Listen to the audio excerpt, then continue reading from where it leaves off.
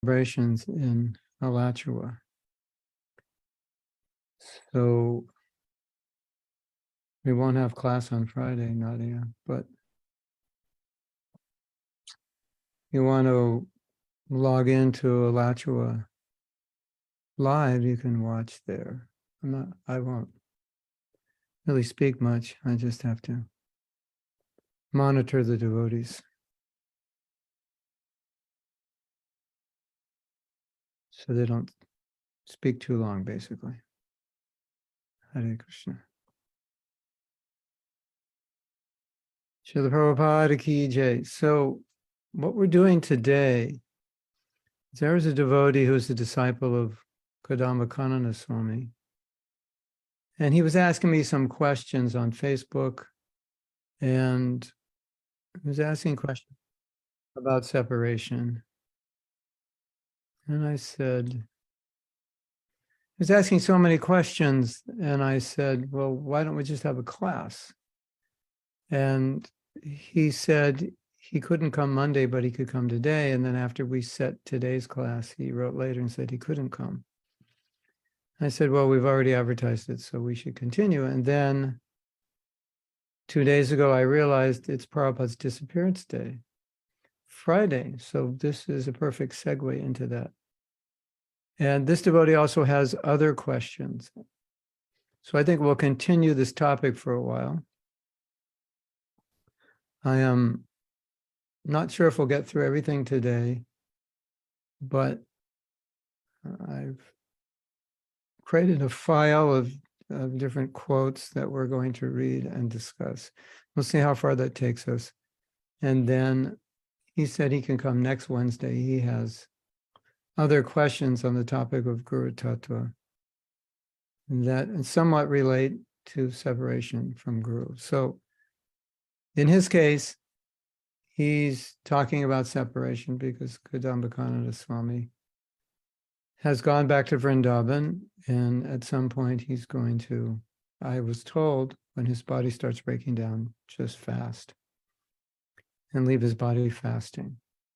And so his disciples are preparing for that. It's not something sudden, but it's something they can prepare for. Bhakti Maharaj's disappearance was quite sudden. Other gurus have left, their disappearance is quite sudden. They're able to prepare for this. So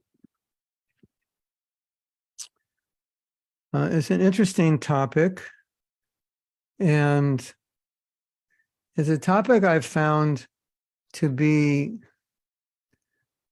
not difficult to understand philosophically, but difficult to appreciate. Perhaps that's the word. I could use the word realize or feel or experience.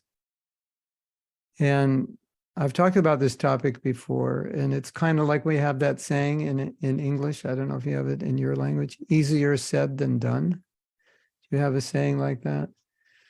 So what you're going to hear is easier said than done. I want to warn you that practically everything I've collected about separation is describing that there is no separation, even if there is, which of course doesn't always tend to pacify everyone.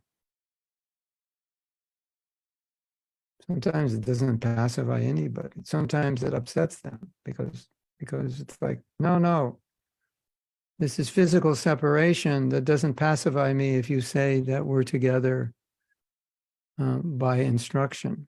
But everything that I've collected that we're going to read, that's what it says.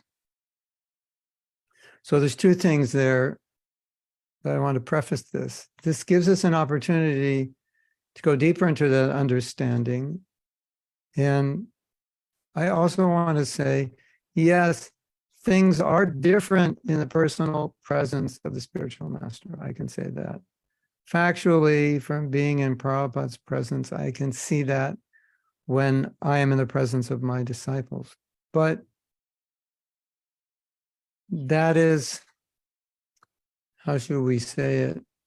That is not the ultimate association, because that association can't be permanent. Either we can only associate for a week or two, or even the devotees that are here in Gainesville and Alachua, we're not always together. And then when the spiritual master leaves or a disciple leaves, then that physical separation is permanent. So the physical association is always temporary. And the association through hearing is, you can have that anywhere, or it's eternal. So that's why there's so much emphasis on the hearing, because the physical it's not at all that we would undermine the physical association. But it's not permanent. It's not always there. And the other thing about physical association is one may have physical association, but one may not always necessarily benefit from it. And Prabhupada said, I only saw my spiritual master 6 times. And we had many God brothers who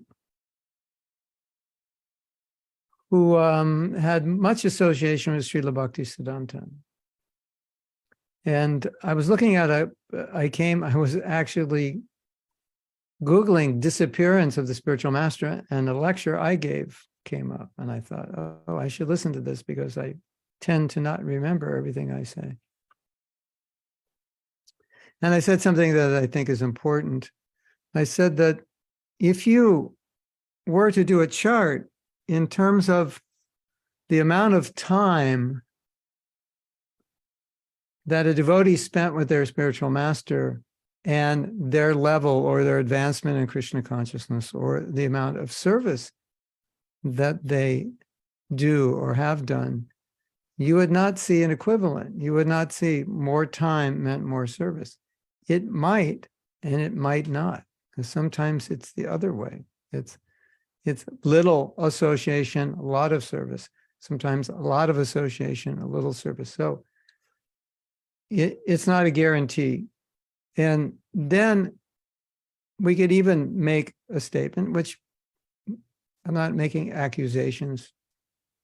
I'm making this statement as something food for thought, that being in the association of the spiritual master can be a form of transcendental sense gratification. Just, I feel good when I'm with my spiritual master. I mean, being with Prabhupada was amazing. How we felt, and very inspired. But did you know that inspiration and enthusiasm are not synonyms? Exactly. Have you ever been inspired, but you didn't do anything with that inspiration? I went to a class that was very inspiring, but I didn't do anything. So inspiration alone doesn't guarantee that there will be action, doesn't guarantee that I will be enthusiastic. Enthusiasm means energy. It doesn't mean I'll have energy to do what I'm inspired to do. Normally, we think if I'm inspired, then inspiration means action and enthusiasm, and it might, but it doesn't necessarily mean that. So yes, it's very inspiring to be in the association of one's spiritual master, and one should seek out that association, and there is so much benefit, generally speaking. But that's not always the case. One may just enjoy, quote unquote, the association of the spiritual master, just being in their presence, listening to them and hearing, but that doesn't necessarily translate into tangible service or tangible advancement. It may, and it may not. And just because one is not in that association and is only hearing from a distance, or reading the books of the spiritual master, or hearing a lecture or a recording, that doesn't mean necessarily one won't become enthusiastic and surrendered and advanced because of that. So I think that's important to understand. Otherwise, what I'm going to talk about could actually kind of discourage you in a sense. Yeah, I've heard all this, but, and there'll be this but it's not the same. And so I don't want to come across and say it is the same, But I don't want to come across and say that it's not, that we're not getting the association, because that is our philosophy. So with that, we can begin. So hopefully,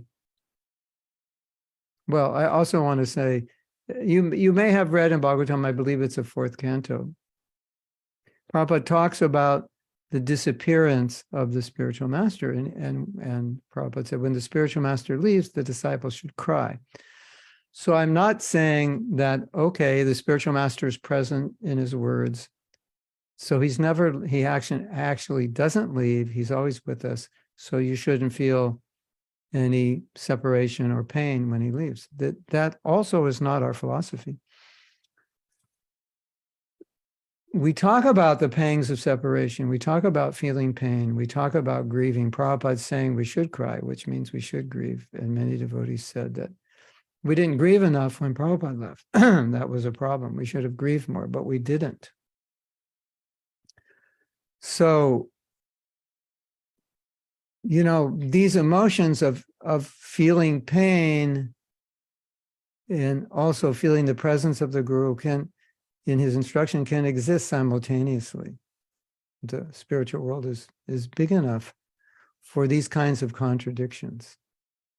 So it's natural to feel pain from the spiritual master. Even when the spiritual master is present, it's natural to feel separation. The spiritual master also feels separation from his disciples. We're humans. We are social beings.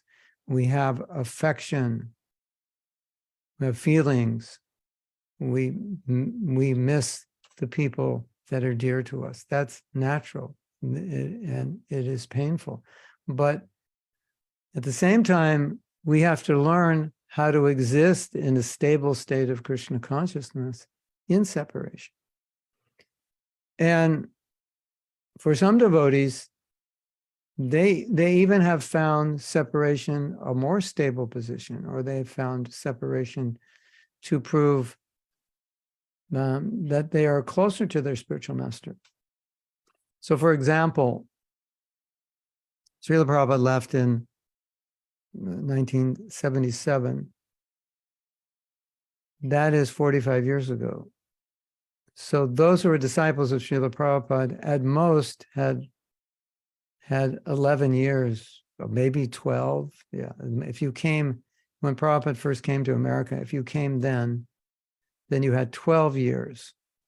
I would say the majority had 5 or less, because really the majority of devotees probably joined after 1972 or even 1973. So if you say 74, 75, 76, 77, 4 years. So we can say that the majority of devotees, let's say for the sake of discussion, the majority of devotees, we have the Chaitanya Dasi gave the quote where the disciple should cry. I'll read that in a minute. So let's say the majority of devotees only associated with Prabhupada for 4 years, and now they've been in separation for 45. So the 45 years of separation is really how they've had to learn to get Prabhupada's association. They could get his association when he was present, and even not that much, maybe a few days here, a few days there. And there are disciples, maybe you know this, there are disciples of Prabhupada who never even met him. And many, many disciples who never had any personal exchanges, were never on morning walks. The only time they saw Prabhupada was in a class, or coming to the temple, or maybe at the airport in a class like that. So they've had 45 years of practice of how to associate with their guru. Now, if they want that association, they have to figure out how to get it without the personal association, because the personal, the vapu, the body, is not here. So they've learned to become closer and closer to Prabhupada through his instructions and through his service, because that's the only way they could become closer. Right? Does that make sense? I mean, there is no other way. And so by doing that for 45 years, they may still feel separation from Prabhupada, but at the same time, they feel closeness in service and in instruction. And they talk about Prabhupada's instructions like Prabhupada just gave them today. Prabhupada says, sometimes the devotees don't say, said, they say. Prabhupada says.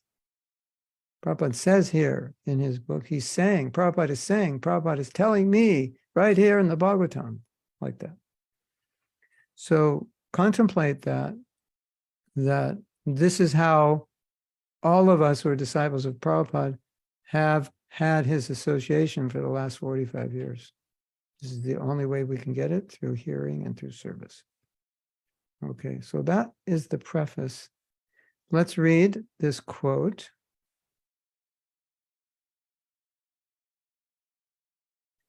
Figuratively, the queen is supposed to be a disciple of the king. The king had just died.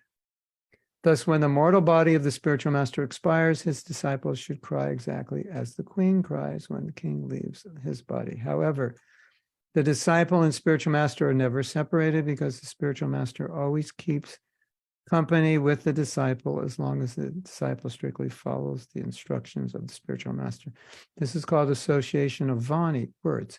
Physical presence is called vapu. As long as the spiritual master is physically present, the disciple should serve the physical body of the spiritual master. And when the spiritual master is no longer physically existing, the disciple should serve. Excuse me, blah, blah, blah. Oh, I just missed. It's no longer physically existing, the disciple should serve the instructions of the spiritual master. So that is definitely the theme that we're going through. Okay.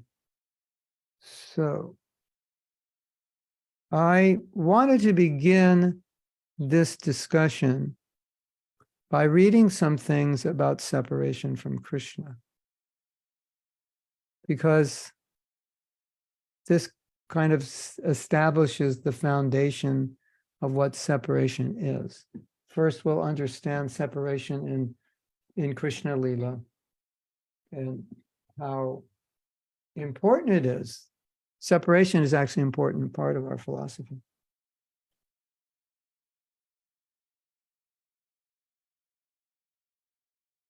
So I'll begin reading, and I guess,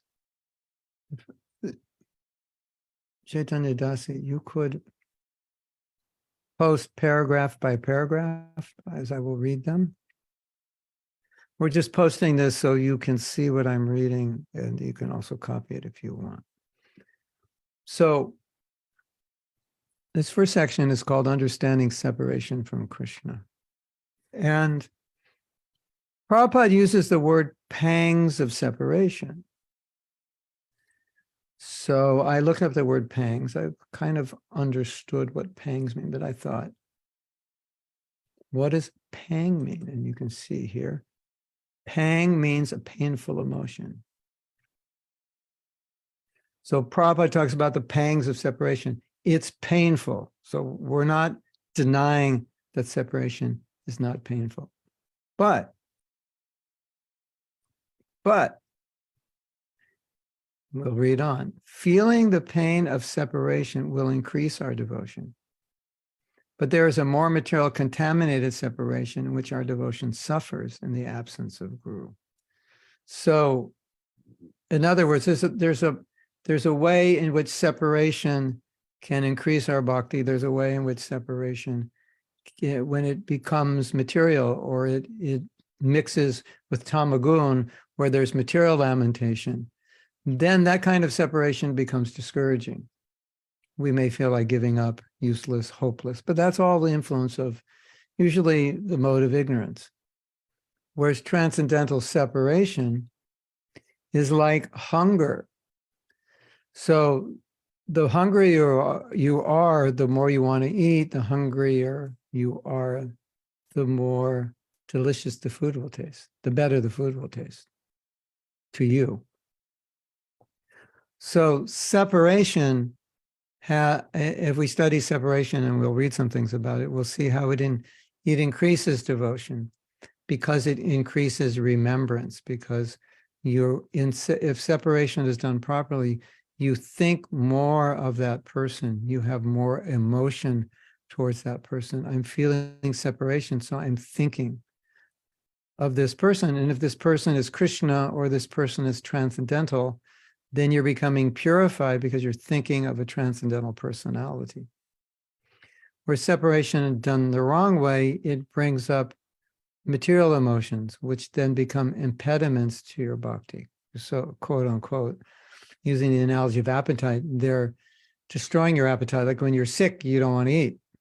So appetite is a sign of health. So separation increases spiritual health. Separation, when it's material, will make us lose our appetite. So sometimes we get the material side of separation and we don't like it, and it discourages us. Some devotees had very, very difficult time being Krishna conscious if they didn't get separation, if they didn't get association of Prabhupada. And sometimes Prabhupada would allow them to get more of that association, but at some point it becomes unhealthy because Prabhupada wanted them obviously to go around the world and spread Krishna consciousness and be guided by him through his instructions. Okay.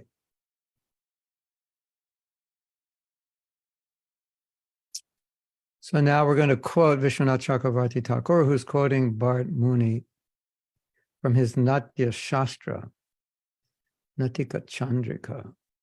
That's a Shastra on dancing, but it's also a Shastra on drama, which is also a Shastra on rasa.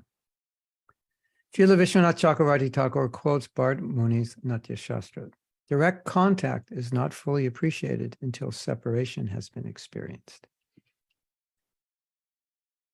That is from the Bhagavad, quoted in the Bhagavatam 10:29-47. Sri Chaitanya Mahaprabhu tasted and taught that vipralamba, which means separation, represents the highest form of spiritual realization. So there are 2 points here. I'm going to separate those. The first point is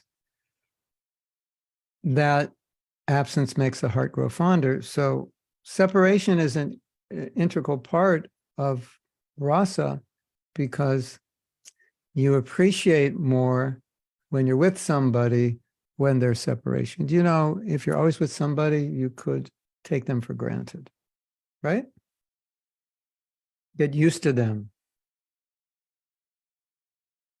You lose appreciation, you could minimize and so forth. So in our Siddhanta, or in Krishna Leela, you will see there's lots of separation. Brajabasis don't leave Vrindavan. The only time they left was to go to Kurukshetra to call Krishna back, or to Mathura,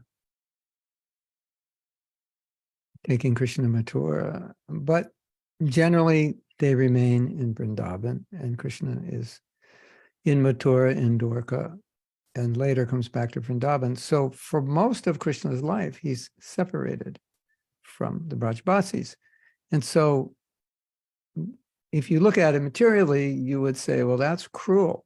How could you leave someone who loves you so much? If you look at it transcendentally, then you understand that Krishna did that to increase their love. That separation increased their love. And that separation increased the ecstasy and the love of meeting. Meeting is called sambhoga, and separation is called vipralamba. So for meeting to be fully relishable, there needs to be separation. Now, in the transcendental world, there is a kind of separation in which a devotee is with Krishna, but fears that there will be separation. So the feelings of separation even happen when they're together. So you can't really avoid it.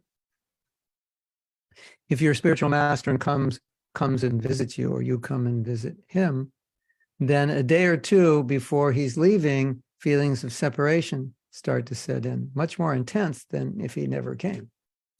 And so you really can't avoid that. So separation is kind of built into the fabric of life, and definitely built into the fabric of Krishna's Leela. And that, when you question why Krishna didn't go back to Vrindavan, one of the answers is because that separation is enhancing their love.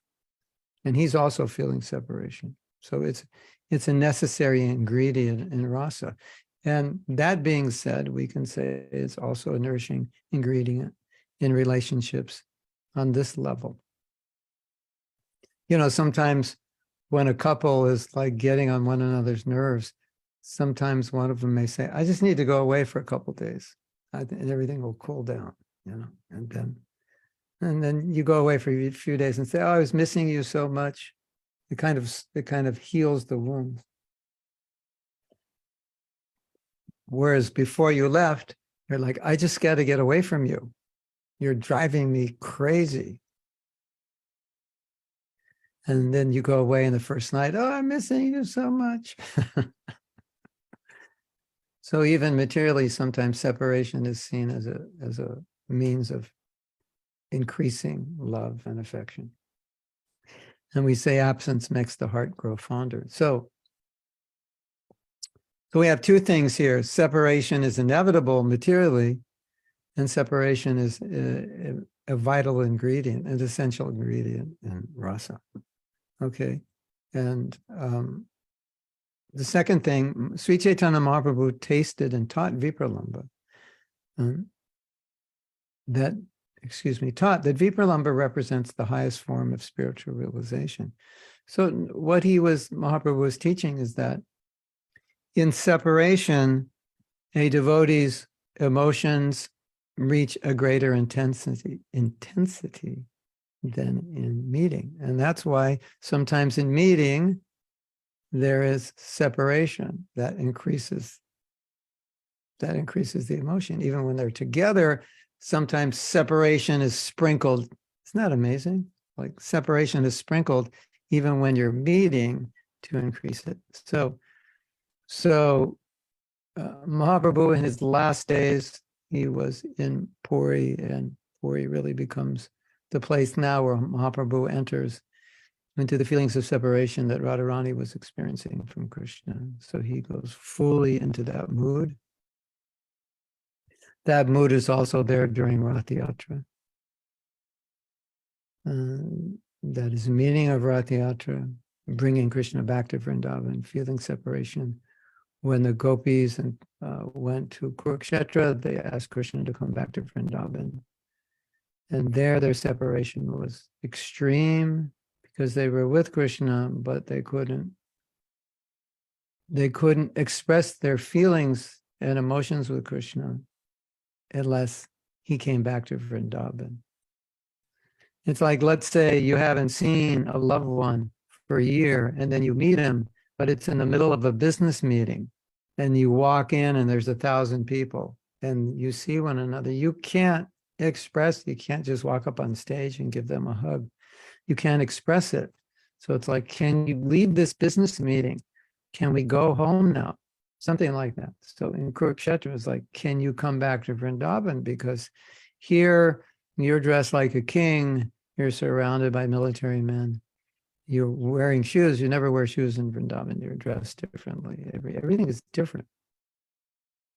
Just like we were talking about Govardhan Puja yesterday. And when Krishna told Radharani that he's coming to the material world, she said, well, I can't come with you because I can't leave Vrindavan. And so Krishna said, well, we'll have Vrindavan down there, so I'll order that Giriraj. She said, I can't go if there's no Giriraj, no Jamuna, no like that.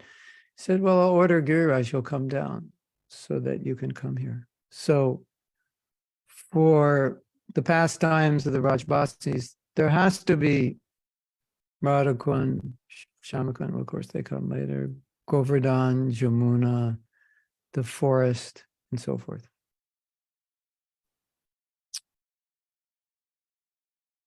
So that kind of separation It was Bhaktivinoda Thakur said, I don't want to die in Vrindavan, I want to die in Kurukshetra. Because separation is the highest. And that's where Radharani's separation, her desire to be with Krishna was stronger there than anywhere. So if you're there in Kurukshetra, then if you get a drop of that mercy of Radha, then that's where it's the most intense. So that just shows if Kurukshetra is the highest because there's the most intense separation, then it shows that separation is considered the highest, right? What do you think about that? Now, here's the bad news, ladies and gentlemen. Without loving Krishna, there's no question of separation. Separation is only felt when there's affection. So we can imagine what love is like, but until we have it, there can't be separation. There's a thing called Purvarag. Rukmini had Purvarag. That means before you meet, you start to love the person by hearing about them. But you can't feel this intense separation vipralambha until you meet them. So we can hear about Krishna, how attractive it is, and we feel some separation, but if we actually felt separation, we probably couldn't function. So, seeds of separation, but real separation, there must be love and you have to meet Krishna. So, we're having a theological discussion here of understanding the importance of separation, so then we can apply it to separation from the Guru. Okay, so we're going to continue reading. And vipralambha or viraha separation. It's another word. What does viraha separation mean? Viraha means that the external perception goes inside and the outside world ceases to exist. Internally, one experiences great transcendental bliss. In reunion, it is just the opposite. The feelings kept within the heart bubble out and all these emotions become externalized.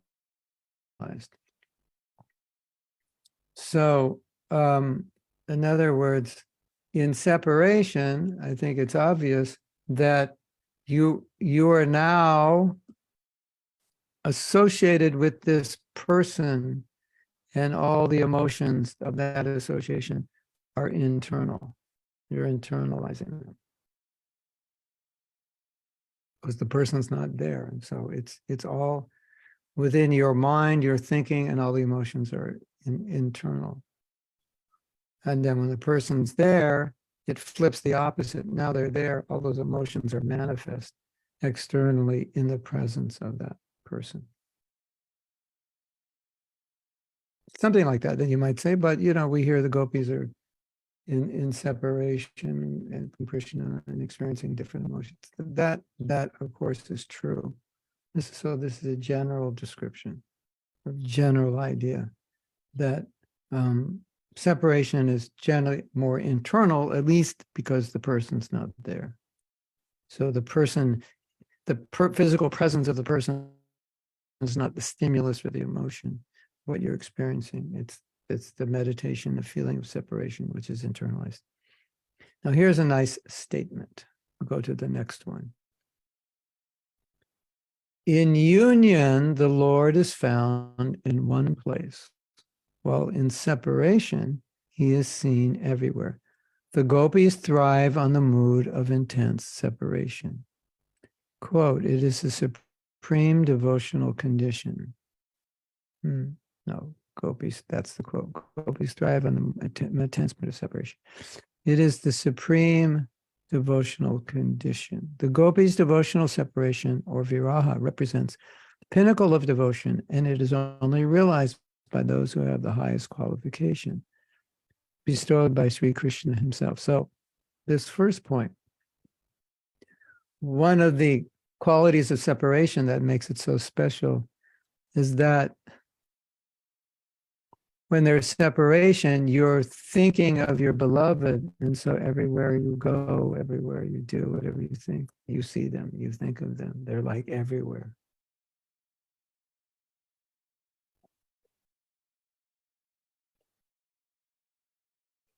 Whereas when they're present, they're right there in front of you. But in separation, you always think of them.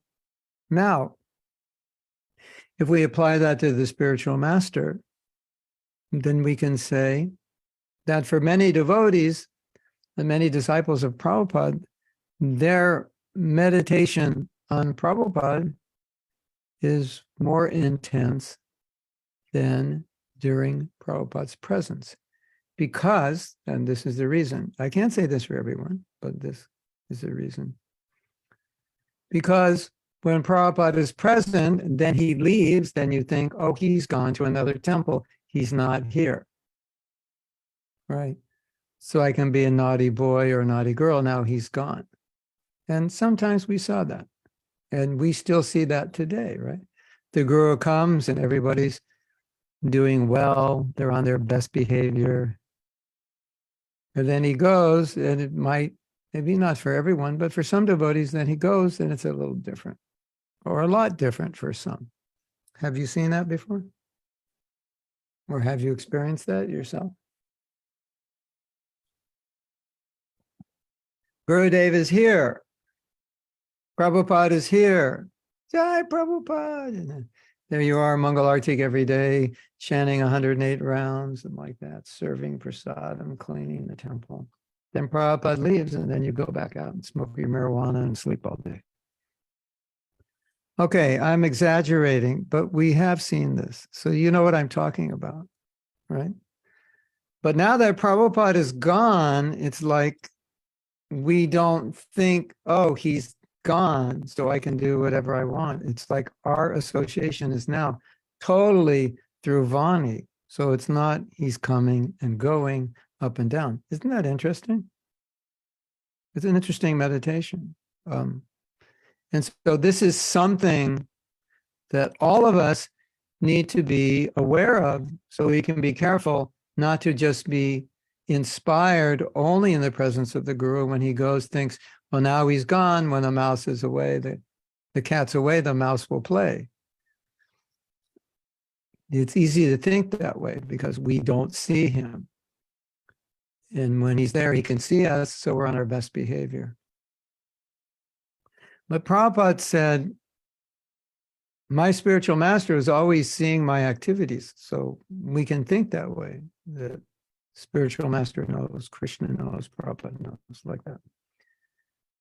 And so don't ever think the spiritual master's not here. That was a big mistake, because if you think he's not here, you might start acting like he's not here. Right? And you don't want to act like the spiritual master's not here. That's dangerous.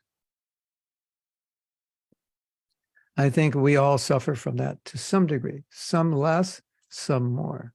I think all of us as Prabhupada's disciples probably would be a little more careful either about what we do or say if we knew Prabhupada was here. I think we have a little more leeway to speak out. I can say that for myself.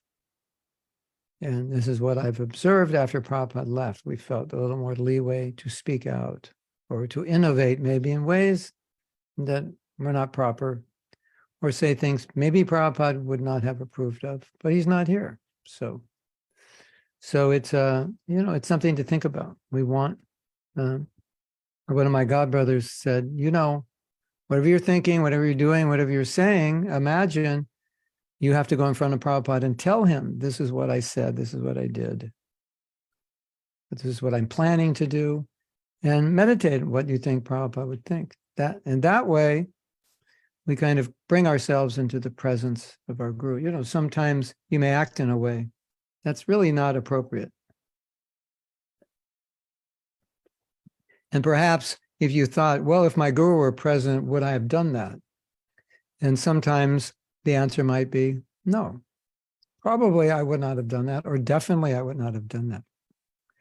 So that can be a helpful meditation. I'm feeling a certain way, and maybe the way I'm feeling is I'm a little agitated or disturbed. And so I could act in a way which might not be the best. And I think, well, if I had to explain to my guru about what I'm about to do or say, would he accept that? And in some cases, we would realize, no, what I'm feeling, what I'm thinking, what I'm about to say or do would not be pleasing to my guru. So in that way, we don't want to dismiss and say, well, Prabhupada's not here, so I can do whatever I want. My guru's not here, so I can do whatever I want. So separation is supposed to cause, separation taken properly should cause us to see the spiritual master everywhere. Correct? See the spiritual master everywhere, always.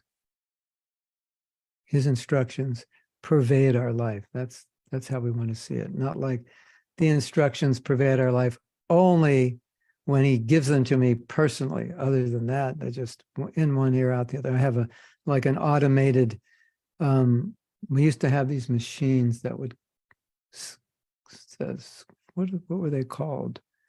You know, when you want to get rid of documents, you don't want anyone to see it. What's the word for that?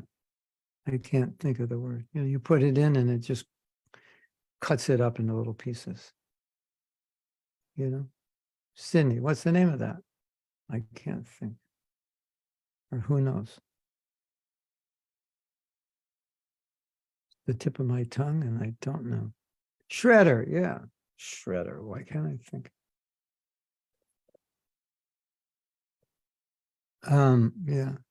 Shredder. I asked an American because I thought in your country it may be called something else. Have you ever had this experience that you get an instruction from your spiritual master, but that was like 2 years ago, so you put it in the shredder? Think, well, it must not be important anymore. Has that ever happened to you? Instructions that go in the shredder. You might want to go in the shredder and like glue them back together.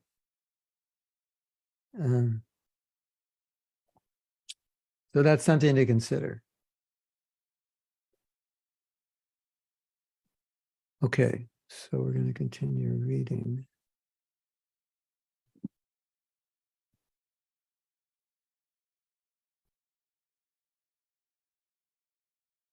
Okay, the next paragraph. This is a quote from the Chaitanya Charitamrita.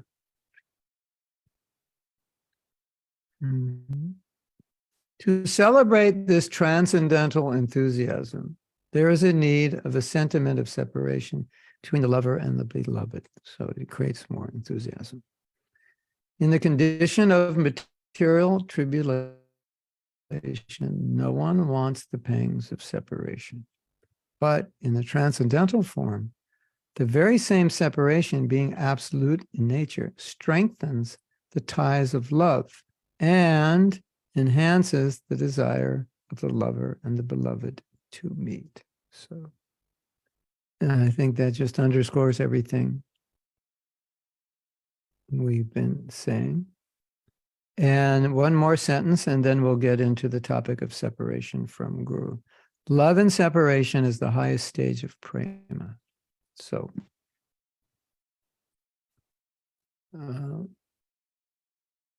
you know, in the last verse of Shishastakam, Radharani is saying, you can be present with me or you can be invisible. You can do whatever you want. There can be meeting and there can be separation. That's, or she's acknowledging the power of separation. And she's exhibiting in her Mahabhav intense feelings of what? We know that these feelings of separation are byproducts of the highest love, right? When you hear about Radharani's moods of separation, when you hear about Mahaprabhu's moods of separation, I think automatically we understand that is a symptom of the highest love, because how could you feel separation without intense love? So therefore, the culmination, the highest level of prema is when separation is most intense. So now, does that apply to the Guru? That's the next question, because what applies to the Leelas of Krishna doesn't always apply exactly to the Guru. Is separation from the Guru the highest form of love for the Guru? Well, it can be. not necessarily in the same way.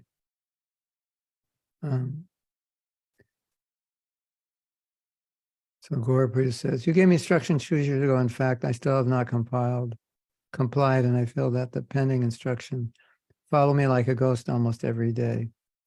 But the truth is that sometimes it becomes difficult to achieve so many things and at the same time work to survive in the material world. Maintain a healthy life. I really pray to Krishna a lot so that I can have more time to do everything. Well, you have to prioritize.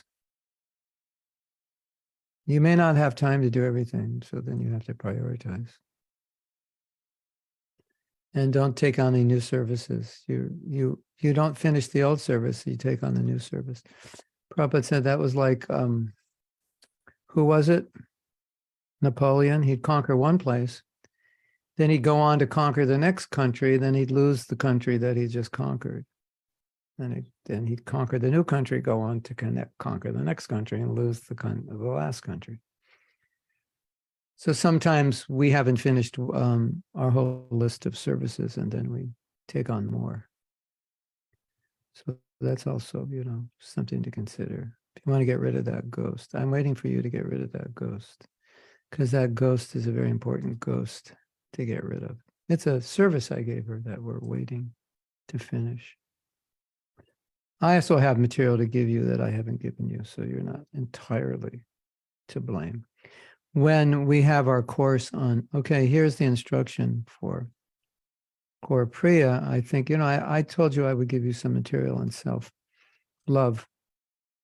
And so when we do the self-love course at the middle of November, then all that material will be there. So after that course, so work out your schedule. So after that time, you can start working on it or soon thereafter.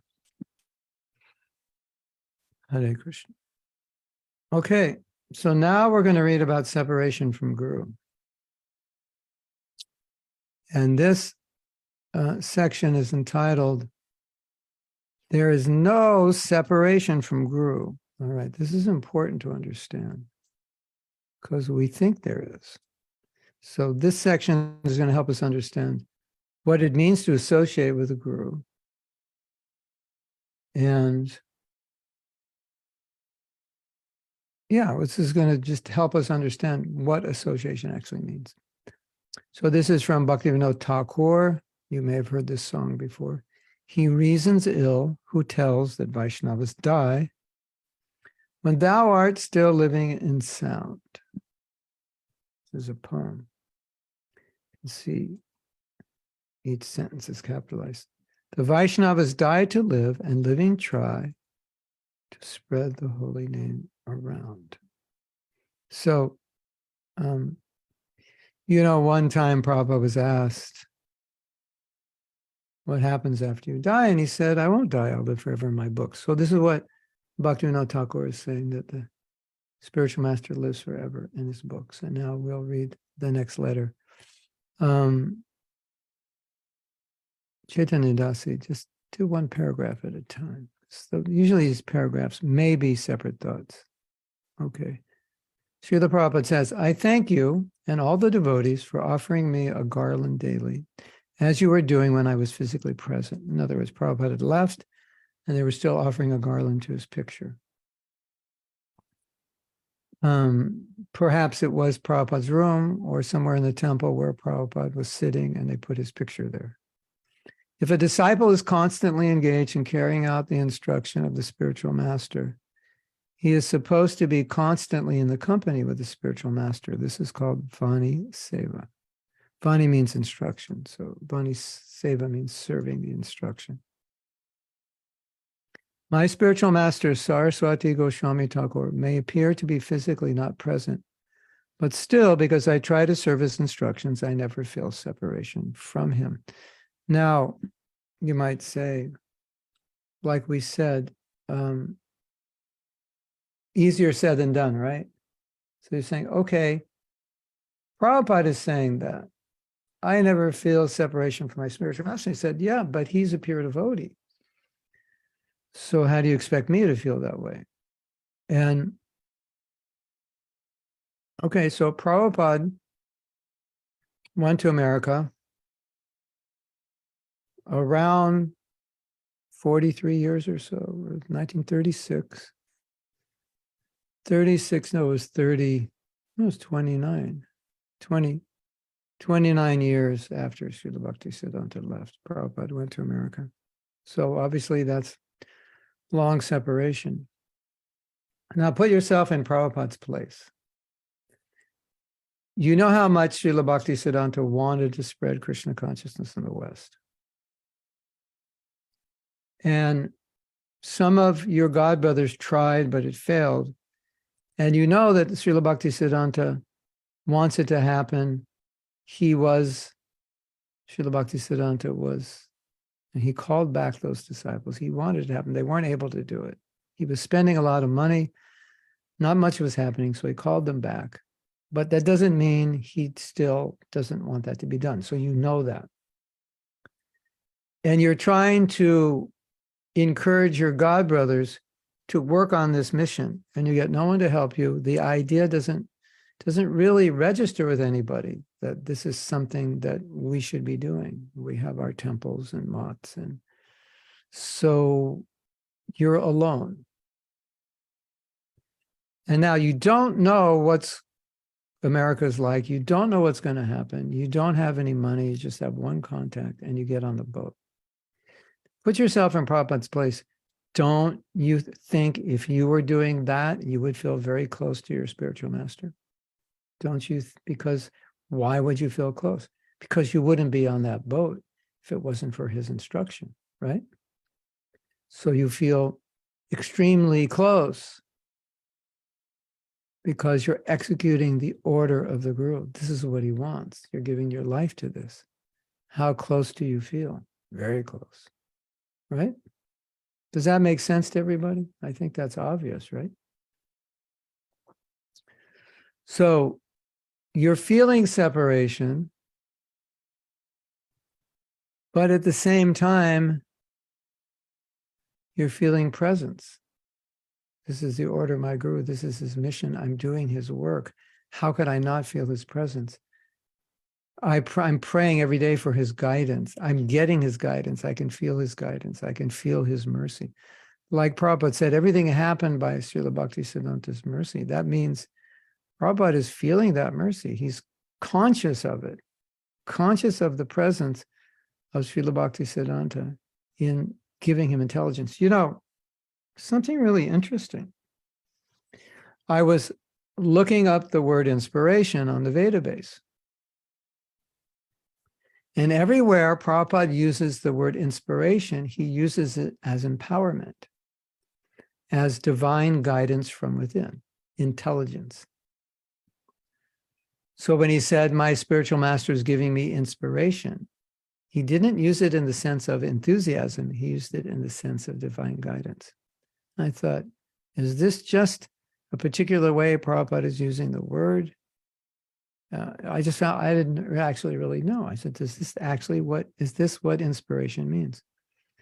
And I had heard some teacher once say, inspiration means in spirit, or the spirit inside.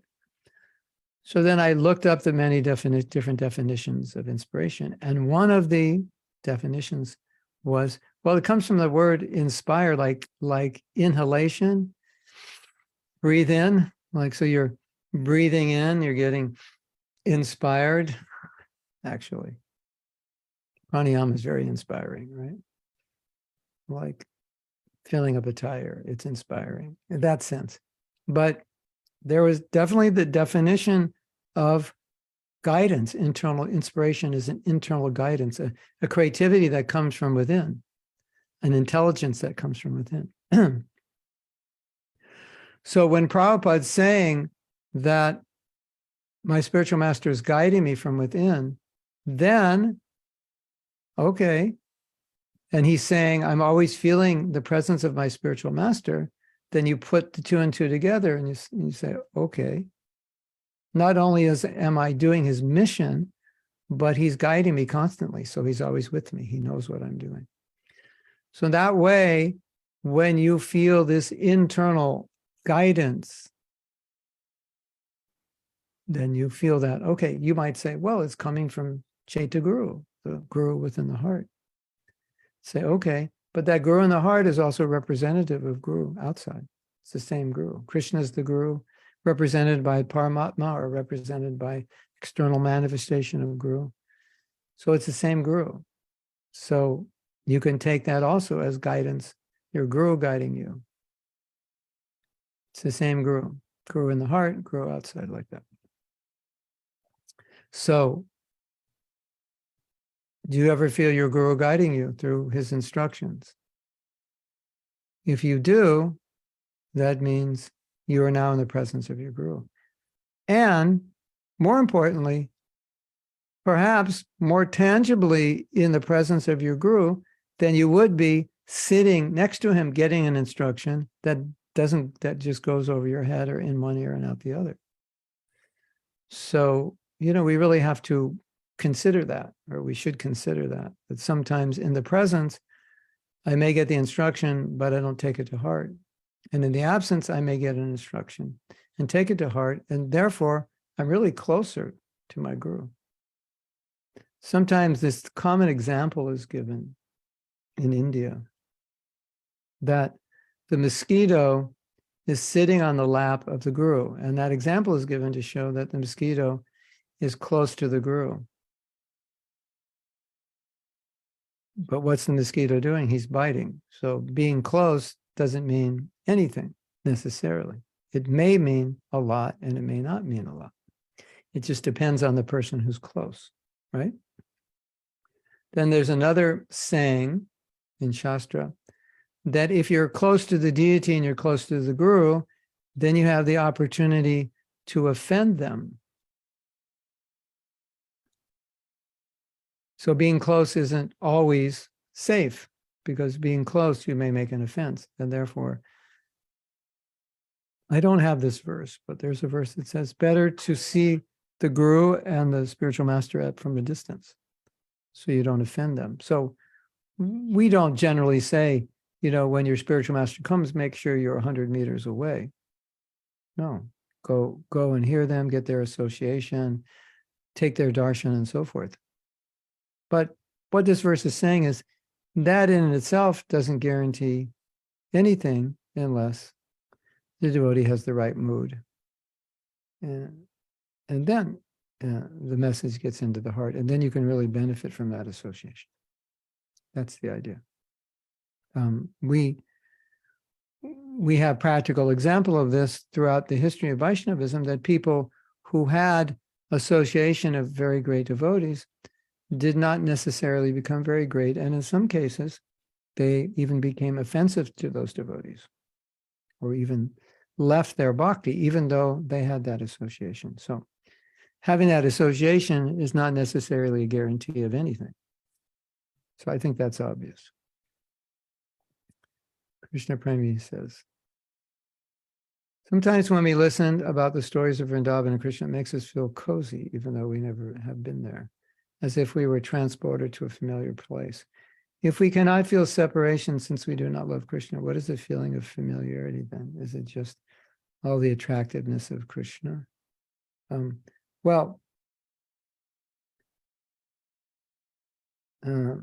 Like I said, bhakti develops from a seed, so it sprouts. So when you make advancement, you're advancing in love, but more specifically, you're advancing closer to love. So, it's like you're sprouting. Are you a tree? No, you're a sprout. You're sprouting closer to becoming a tree. You're sprouting to be a tree. You're not a tree. And you're sprouting closer to being a tree. So you don't have love. Your bhakti creeper is sprouting. It's getting closer to love. So is there some tree there? Yeah. Is there some love there? Yeah, there is some love. It's just and generally we talk about love as prema. So there's no prema there yet. Prema is the goal. The sadhya. We are in the sadhana stage. So it's sprouting. However, sometimes Prabhupada does use the word love more in the sense that we can relate to it, or we relate to it here. show your love to Krishna. Offer with love and devotion. So what does that mean? That means offer it to please Krishna. Well, that's the best we can do. Love. Do it for Krishna's pleasure. There's no material motive. That's love in a sense. It's not prema. But it's when Krishna says offer apriti purvakam, okay, that's the best we can do. So do that. So we are, before there's love, there's taste, and then there's attraction, and then there's then there's bhava, attachment. So all these higher stages of bhakti, they're like in seed form in the lower stages. So it's not that you don't experience some droplet of something higher. I can't say we experience droplets of prema or bhava, but sometimes there might be a little bhava. Prabhupada has noticed that in the devotee's enthusiasm, said, oh, this devotee has bhava, a lot of affection. Just being on the stage of bhava and having some bhava are two different things. Having some ruchi and being on the stage of ruchi are two different things. If you're on the stage of ruchi, that you won't have any material attraction. So you might say, I have taste for reading the Bhagavatam, but I may also have taste for YouTube videos on politics. But in the stage of ruchi, you would only have taste for Krishna Katha, nothing else. So you do have love. And so whatever you're experiencing, the separation, like you have to redefine these words for us, because the Shastra is not defining love and separation in terms of us, it's in terms of the Leela.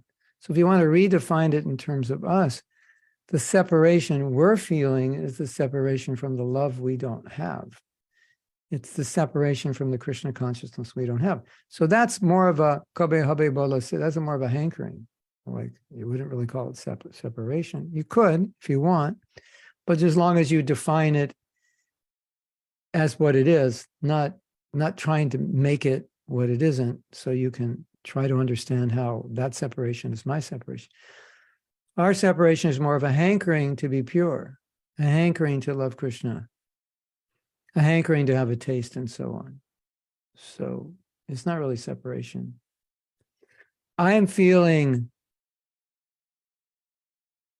separation from the reality that I don't love Krishna. Okay, but it's not the same thing, because you have to love to have real separation. So this is a different thing. We might use the word separation. If you like, you can. So,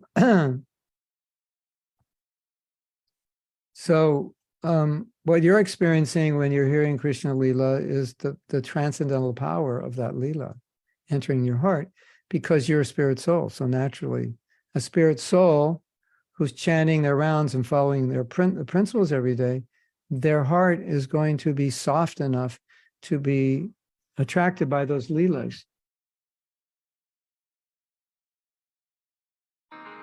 Excuse me.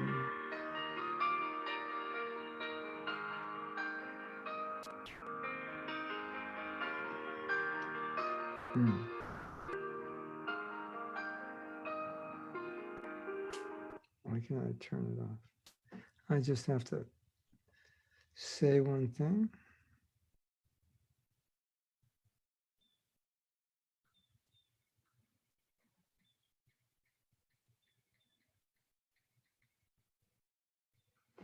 Okay.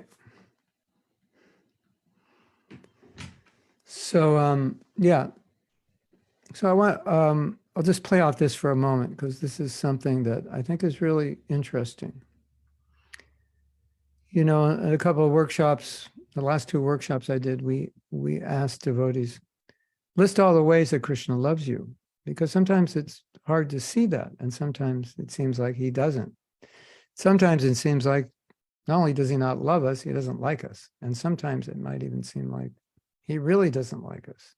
And sometimes it seems like he's out to get us. And why did this happen? You know?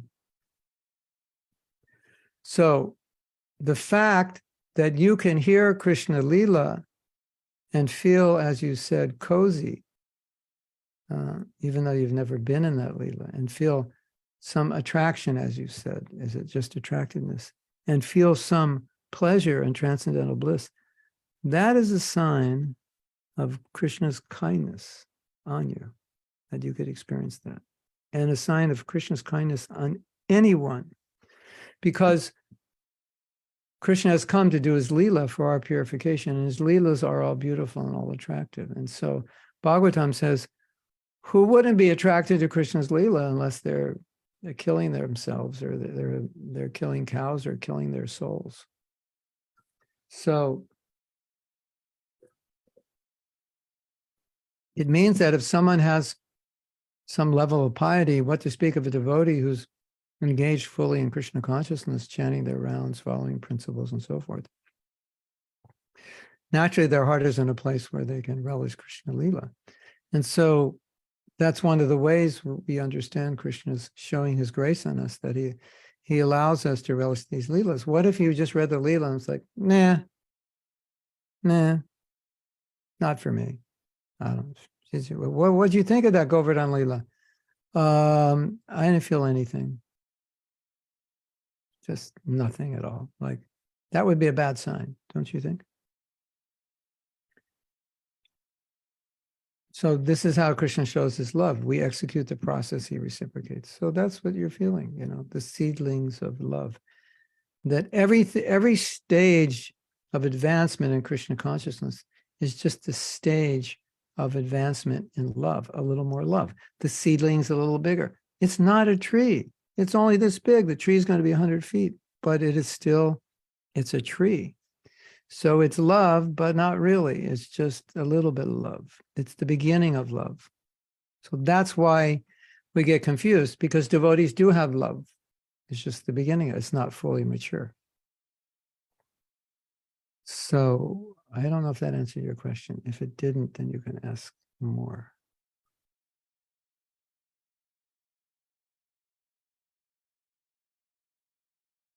Does Vipralamba arise from love? Only yes. So she is her grace? I didn't understand what that means. She is her grace means what?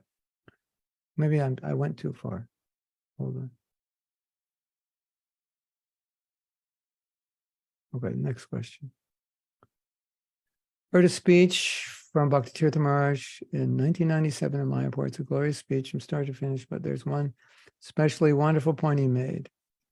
We should always think Prabhupada is coming, because then we will always be so careful and so enthusiastic, clean up our act and do the best we can. And definitely, Bhaktitirtha Maharaj wrote a letter to Prabhupada every day.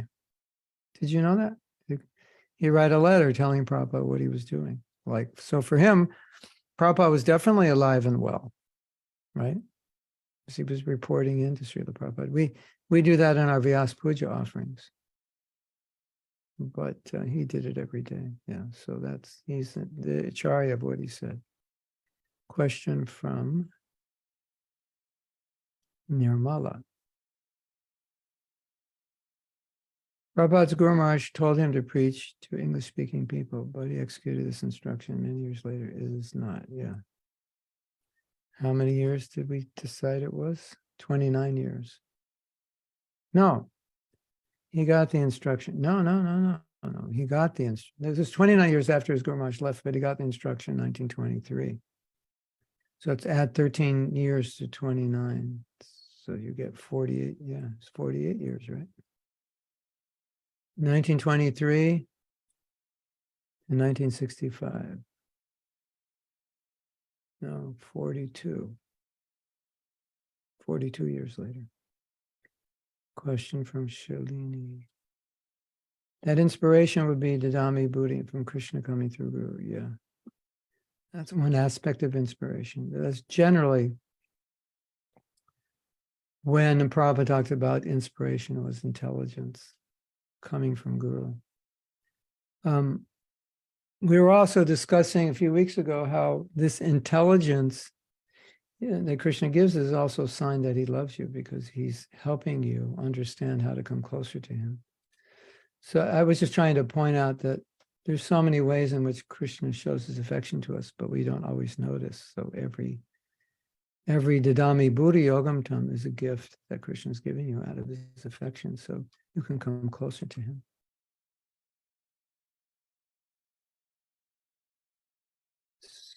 So,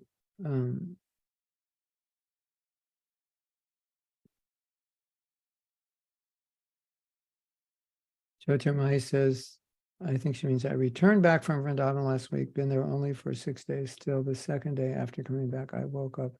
I was missing Vrindavan. I still miss Vrindavan. That's good. So, one of the things that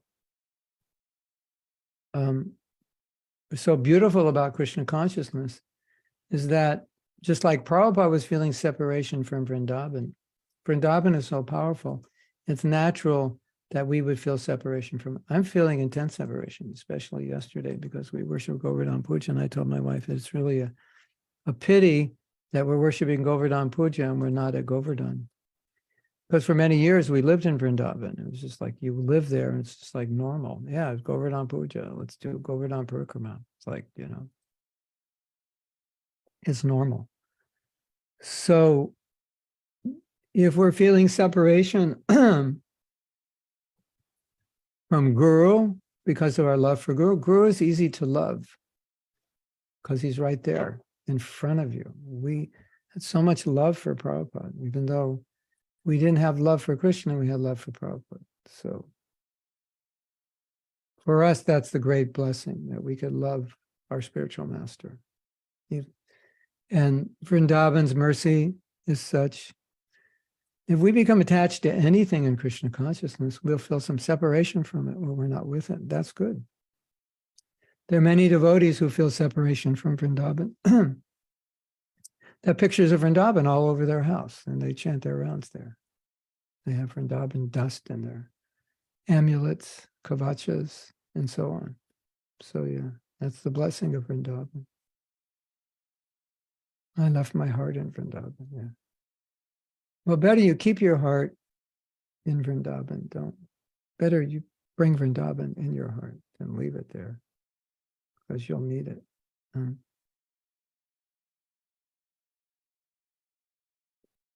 So Kamaniya, welcome. Says Bhaktitirtha Swami wrote a letter to Prabhupada every day, letting him know what he was doing. Oh, she's quoting me. Know what he was doing. So for him, Srila Prabhupada was definitely alive and well. Yeah.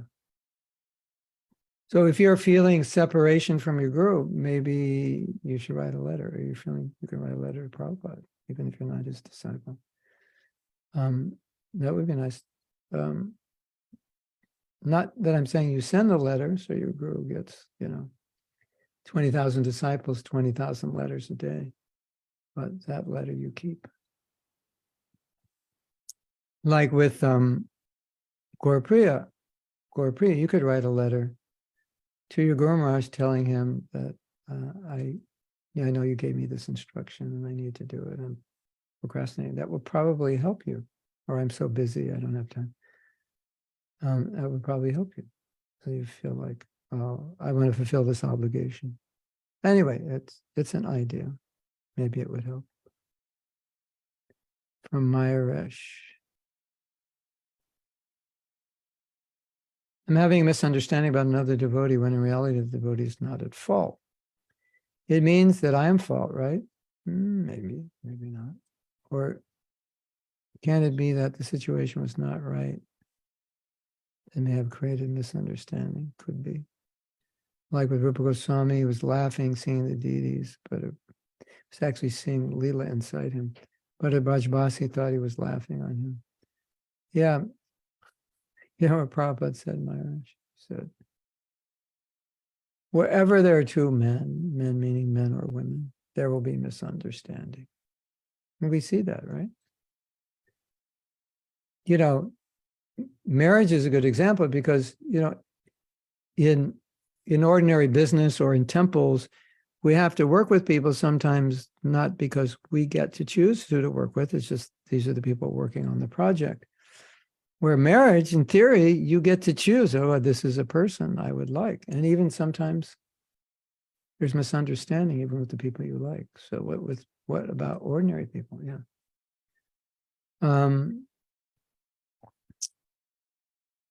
There's a million reasons why we don't get along. But probably one of the main reasons is it's difficult to see things from other people's points of view. And it's therefore difficult not to think that we're right and they're wrong.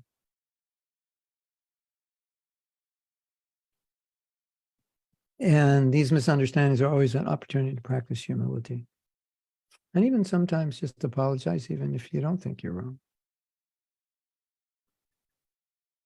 So I'm trying to understand how this topic helps us mature. Well, the reason that I like this topic, well, for two reasons, is the more you feel the presence of your guru, that means the more you remember your guru, remember the instructions, remember your service to your guru. Then consequently, the better you will be doing in your spiritual life. I mean, the opposite is certainly true, right? But in addition, or maybe more importantly, the devotee who asked me to speak about this as a disciple of Kadamba Swami really was concerned with the departure of his guru. And so at some point in time, we don't know when, but our gurus will leave us. And when Prabhupada was leaving, he said, well, this is to be expected. I can't stay. This is the way life is. So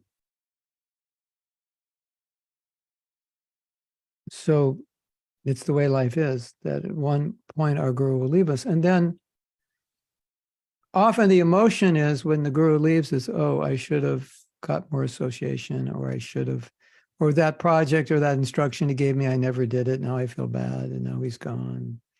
Thoughts like that go through our mind. And one of the most difficult situations for all of us, whether it's guru or anyone, is that life is different without that person. There's not that, I can't write that person anymore. I can't go see that person. I can't get advice from that person. And specifically, I could go into a very bad state of discouragement without that person. So the idea is that of this class, I'm hoping, is that we become more attached to the instructions of our guru, so that in his absence, we will not feel his absence. And there are more quotes. I guess we'll discuss this on Monday. There are more quotes about how to feel the presence of the guru through the instruction. And if we learn to do that now, then when the guru leaves, we won't really feel he's left. We feel, well, I've been following his instructions. I haven't had much personal association.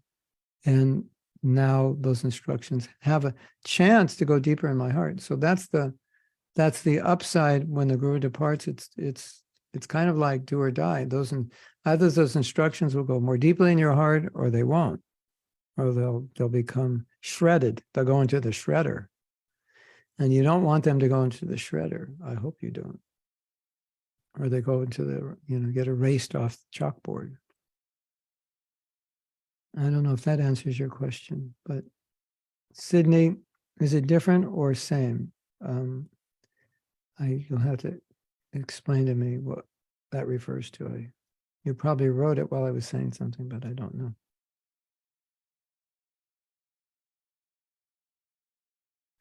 There's so many ways that Krishna is showing his love for us every day, but we don't always notice. All right.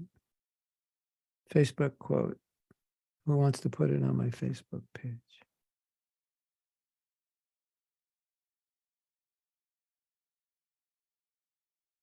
Anuradha, you can do that?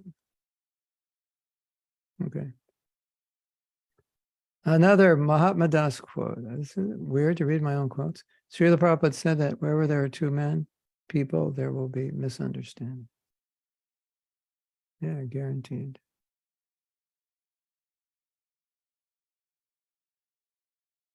Oh, there's a comment above Sydney.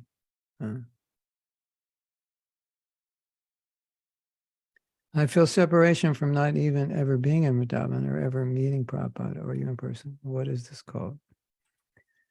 Yeah, it's the material. It is separation. It's just like as I said, it's just not the separation Mahaprabhu was feeling. It's a hankering. Let's I think it more accurately say I'm hankering to go to Vrindavan. I'm hankering to meet my guru. I'm feeling separate. It's like oh, I love this, I love that. Yeah, well, those are the words we use. It's just not the words that apply to love of Krishna. That I'm feeling separation. Yeah, it's true. We are. I'm feeling separation from Vrindavan. It's, it's just as long as we understand it's not the same separation that Mahaprabhu is feeling from Vrindavan or from Krishna, then we're okay. So it is separation. It's just not fully developed. So the idea is that the more there's love, the more there's intensity of separation. And the more that separation, if any of the separation you're feeling increases your attraction, that's good. More power to you. That's what it's supposed to do. So increases your hankering for service, for improving sadhana. If it increases your hankering to think of Vrindavan, to think of the instructions of your guru, that's good. Why not?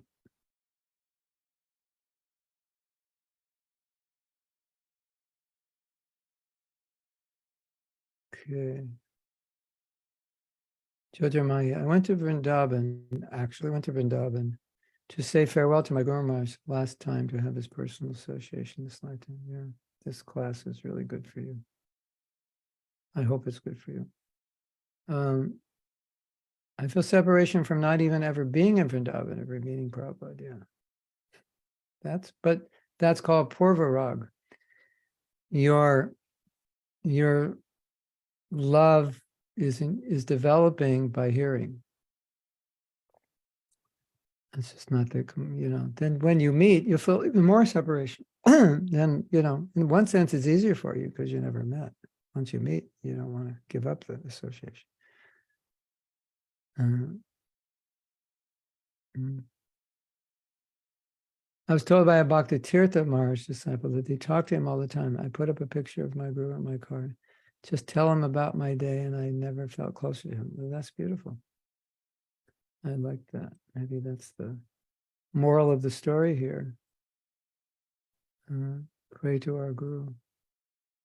I think the question to ask ourselves is, how can we become closer to our guru when we're not with him? What could we do to become close to him when we're not with him? Like, can we be on this platform where whatever we're doing, we think, would Prabhupada be pleased? Would my guru be pleased? Like everything that we do in life, we just think like that. Is this what my guru wants? And then you're always in the guru's presence because you're always thinking about what they want or what they don't want. What does he want me to do? What does he not want me to do? Like that. So that's a good conclusion. Hare Krishna. So why don't we end class now? I think that's it. And then we have a lot more to discuss. We're just beginning to scratch the surface. Or maybe we've dug a little bit of a hole. But there's a lot more. And discussing this over several days is good because then it leaves time to sink in and then we can review it and go deeper. That's I think this is such an important topic. I can say, well, I haven't spoken personally at all. I thought I was going to speak a lot, give a lot of personal realization on this topic. But this morning I decided to do more studying on this topic. And I saw that there was so much to say aside from my own personal realization. But